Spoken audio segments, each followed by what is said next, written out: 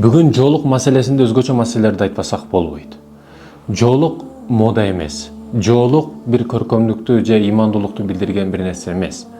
Урматтуу мекендешим, бомбаны жардырып аткан террорист Аллаху акбар деп жардырат. Айтайын деген маселе не? Түшүнүктүү болуш үчүн. Намаз окуганы ал жакшы красавчик деген эмес. Баягыдай сүннөт кийимдерди же сакал коюп алса, бул сонун красавчик зор адам, мындан эч кандай жамандык көрбөймүн деген эмес.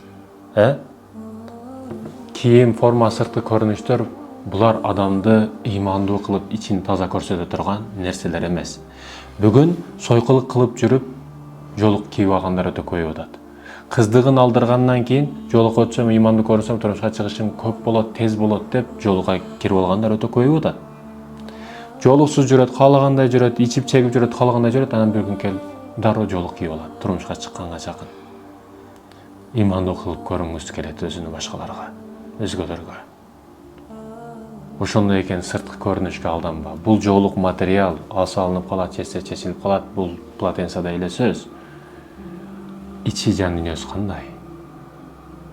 Паркта араласаңыз, өтө көп жолукчандар отургандардын. Өтө кызык заманда жашап атабыз. Девушка парень болуп, никесиз жүрөт, бирок колунда электронный таспих да. Кандай түшүнүш керек муну?